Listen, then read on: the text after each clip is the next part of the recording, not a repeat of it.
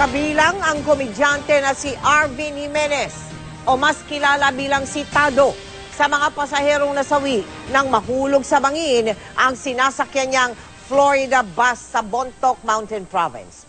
Nakapag-post pa kagabi sa Instagram si Tado ng kanyang larawan nung bus habang siya'y nasa biyahe. Nakatutok si Marisol Abduraman.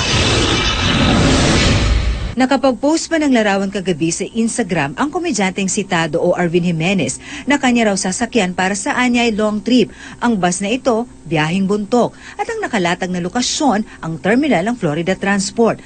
Nang mag-post naman siya ng isa pang larawan, nasa stopover naman daw siya noon ng Florida bus sa Santa Fe. Kahapon, may halong biro pa sa kanyang post si Tado. Sa picture kung saan nilalagyan siya ng makeup, naglagay siya ng caption na North o South Cemetery. Noong 2012, nag-release din si Tado ng libro na pinamagatang All About Myself, Not Yours, Biology ni Tado Jimenez, at nakalagay pa ang petsang 1974 to question mark.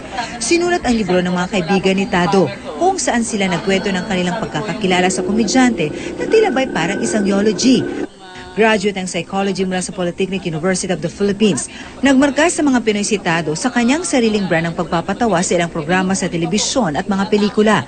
Isa rin siyang radio host kung saan niya nakasama ang kapwa komedyanteng si Ramon Bautista. Pero bukod sa pagiging komedyante, isa ring negosyante si Tado. Tumakbo din siya bilang konsehal ng Marikina noong eleksyon 2013 pero hindi siya nanalo. Sa kabila nito, patuloy pa rin ang kanyang pagtulong sa mga kababayan, lalo na nung kasagsagan ng Bagyong Yolanda. Marisol Abduraman, nakatutok, 24 oras.